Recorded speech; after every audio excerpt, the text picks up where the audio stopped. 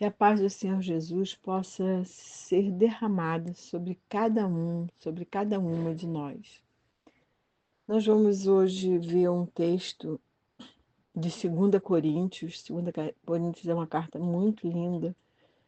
A igreja de Corinto é uma carta que o apóstolo Paulo se derrama mesmo. Ele já está velhinho, está preso.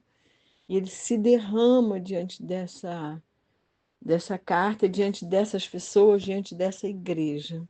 Então, 2 Coríntios 3, de 7 a 18, diz o seguinte: E se o mistério da morte, gravado com letras em pedras, veio em glória, de maneira que os filhos de Israel não podiam fitar os olhos na face de Moisés, por causa da glória do seu rosto, a qual era transitória, como não será de maior glória o ministério do Espírito?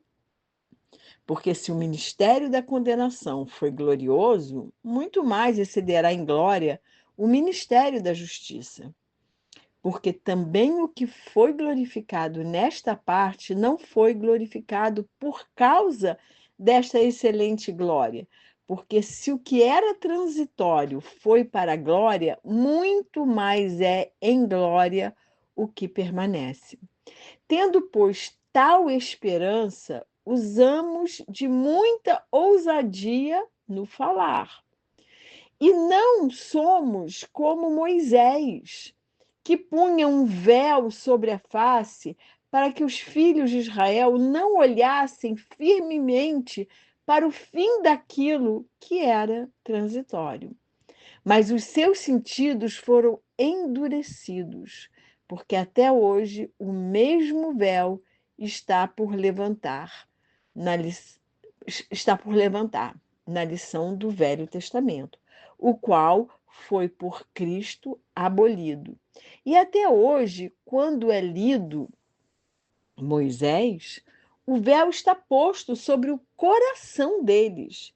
Mas quando se converterem ao Senhor, então o véu será tirado. Ora, o Senhor é Espírito, e onde está o Espírito do Senhor, aí há liberdade. Mas todos nós, com o rosto descoberto, refletindo como um espelho a glória do Senhor, somos transformados de glória em glória na mesma imagem, como pelo Espírito do Senhor.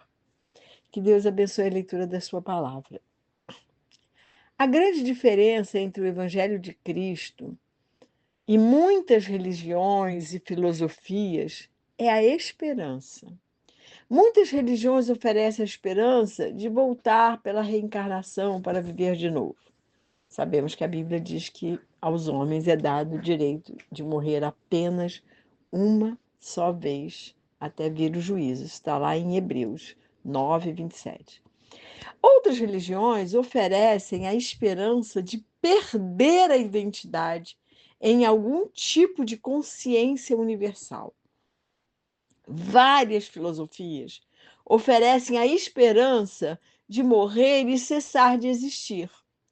Mas Jesus oferece a esperança de uma vida em abundância e da vida eterna. Foi isso que ele disse lá em João 10:10. Eu vim para que tenham vida e vida em abundância. Pedro entendeu este fato quando disse a Jesus: Senhor, para quem iremos se só tu tens as palavras da vida eterna? Está lá em João 6,68. Como eu amo essa descoberta de Pedro. O Senhor revelou a Pedro algo tão precioso. E ele pergunta para onde nós vamos, se só tu tens palavras de vida eterna. É linda essa descoberta de Pedro.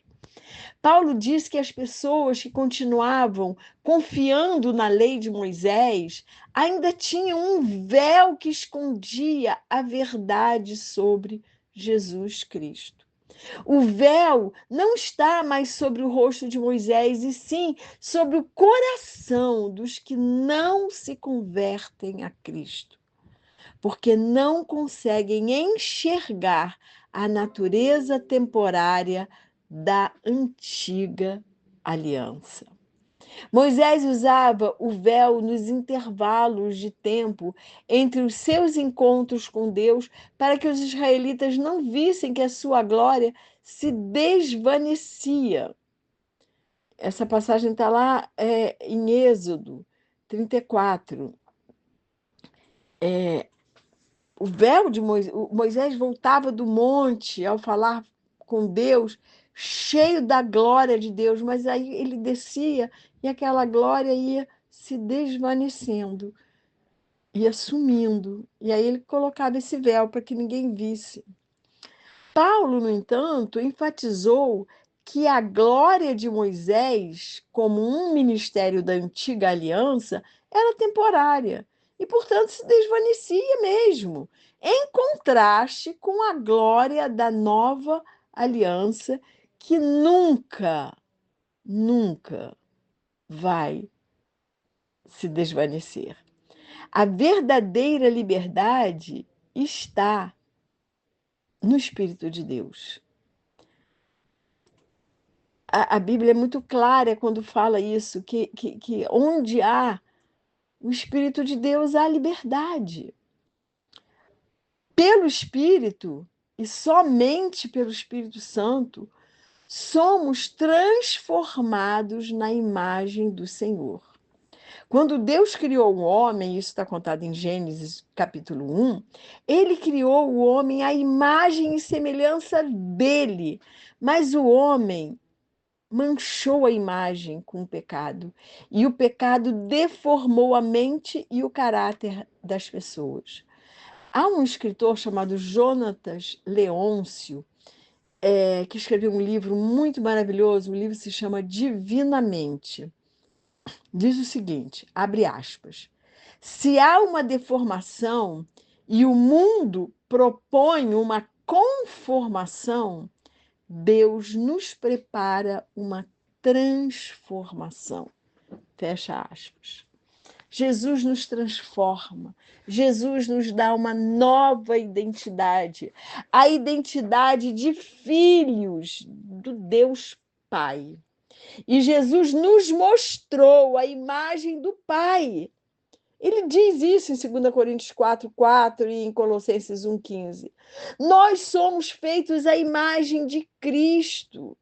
Moisés cobria o seu rosto a fim de esconder a glória que se desvanecia. Paulo permanecia descoberto diante das pessoas com o rosto desvendado, sabendo que a glória da nova aliança nunca iria diminuir, somente aumentar. Longe de manifestarem uma glória temporária, os crentes refletem uma glória sempre crescente, à medida que são transformados progressivamente à semelhança de Cristo. A transformação é de glória em glória, até ser dia perfeito. O Espírito Santo é um construtor da glória de Deus em nós e por isso vamos sendo transfigurados continuamente, de degrau em degrau, de glória em glória. Paulo mostra, no versículo 18 que nós lemos, para nós que vamos sendo transfigurados quando quando fitamos continuamente o trono da graça, quando fixamos nosso olhar em Cristo Jesus, buscando sempre a presença do Senhor. Pelo olhar de Jesus, somos atraídos. Ah, que coisa linda! Somos atraídos por Ele e para Ele. Pelo olhar de Cristo, vamos sendo transfigurados por seu olhar de amor e por sua beleza inconfundível. E assim vamos sendo transfigurados, brilhando a luz que há nele. Lá em Apocalipse diz que os olhos de Jesus é como um olhar de fogo, como olhos de fogo. O fogo, ele olha para a gente com com esse olhar de fogo, para que esse fogo nos purifique. É lindo isso. E é dessa forma que o Espírito Santo vai nos transformando de glória em glória até ser dia perfeito. Provérbios 4:18 diz assim: Mas a vereda dos justos é como a luz do alvorecer, que vai brilhando mais e mais até ser dia claro. Aleluia. No meio da dor e das dificuldades, o Espírito Santo nos levanta e imprime em nós as características de Jesus. E essas virtudes o Espírito Santo vai manifestar em nós, que é o amor, a alegria, a paz, a longanimidade, a bondade, a benignidade, a fidelidade, mansidão e domínio próprio. Um fruto só, mas com 9 virtudes sendo impressas pelo próprio Espírito nos nossos corações. Todo sofrimento e adversidade buscam uma necessidade de mudança de atitude. E nessa busca encontramos a graça de Deus com o seu incomensurável amor e bondade. E nesse processo haverá uma transformação de mente e de caráter. O Espírito Santo vai imprimindo em nós a mente de Cristo. É como se fosse um código de barra dos céus, impressos assim na nossa mente. O ensino do Espírito Santo é contínuo e progressivo. O processo de transformação é contínuo e vai durar até estarmos aqui nesse corpo que é mortal. Jesus, como mestre, quer sempre nos ensinar coisas mais profundas, coisas mais complexas, para nos assemelharmos mais e mais com ele. Deus deu a Moisés um modelo para o tabernáculo. Hoje, sabemos que o tabernáculo somos nós, que aceitamos Jesus como Senhor e Salvador. Então, o modelo é Jesus. E o Espírito Santo é quem vai fazer esse trabalho em nós. Aqueles que olham e fixam o seu olhar em Jesus terão a face radiante que ele tem. Mas temos que colocar o nosso foco nele e no que ele nos ensina através da sua preciosa palavra. Quando servimos a Deus, há um brilho diferente e há uma atração diferente em nós, porque é Deus quem nos veste e nos cobre. A vestimenta que Deus tem para nós é uma vestimenta de honra e de uma luz resplandecente.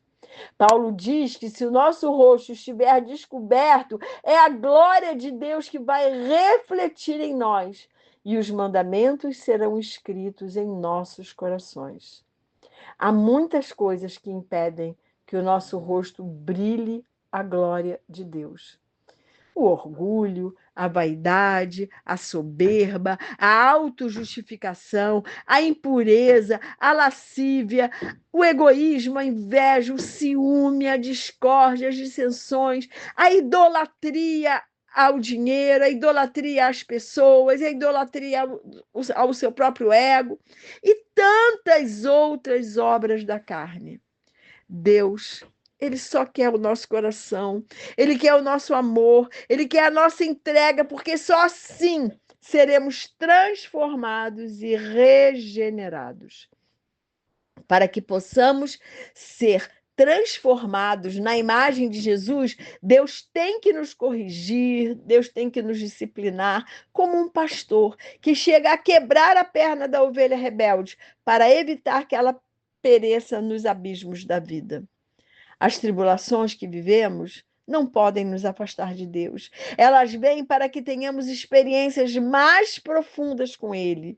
Nós fomos inseridos num reino inabalável e eterno, porque Deus tem um plano cheio de glória para cada um de nós. Como diz lá em Jeremias 29:11, planos de paz e não de mal, para nos dar um futuro e uma esperança. Ele quer realizar os seus propósitos em nossas vidas. E os planos de Deus não podem ser frustrados, como é falado no livro de Jó, capítulo 42, verso 2. Há uma canção do Sérgio Lopes que eu amo e diz assim, abre aspas, incluíste minha vida em seus planos, fecha aspas. Como eu acho isso lindo, sublime, maravilhoso. Como é maravilhoso saber que Deus incluiu a minha vida, a vida de uma pecadora, nos planos dele. O plano glorioso de Deus para nós não é sermos ricos, famosos, poderosos socialmente ou financeiramente ou mesmo politicamente. O grande plano de Deus é nos transformar à imagem do seu Filho. O grande propósito de Deus para cada um de nós é nos fazer santos, refletindo a luz de Jesus ao mundo que vive em trevas sem conhecer a beleza e a salvação de Jesus. O maior degrau que podemos subir na vida não é alcançar sucesso, segundo os padrões do mundo, e sim possuir o caráter de Cristo. Jesus é o nosso ideal. Ele é o supremo alvo da vida. Temos que caminhar em direção a esse alvo até sermos revestidos com um corpo de glória semelhante a Cristo.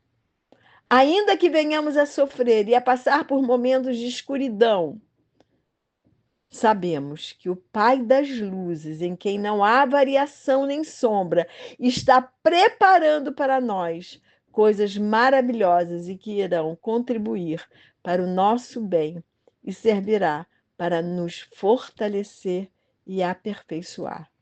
Fomos destinados para a glória, mas temos que mortificar a nossa carne para sermos transformados de glória em glória até ser dia perfeito. Já estamos no caminho em direção a essa esplendorosa glória. Então, meus amados e minhas amadas, minha oração por mim e por você é que possamos fazer a nossa parte para que Deus possa cumprir seus propósitos de nos transformar a cada dia na imagem e semelhança de Jesus. Minha oração por mim e por você é que queiramos mortificar a nossa carne para vivermos a vida que Deus quer para nós, vivendo a vontade de Deus, que, como diz Romanos 12, 2, é boa, perfeita e agradável. Essa é a nossa esperança, viver os planos de um Deus glorioso.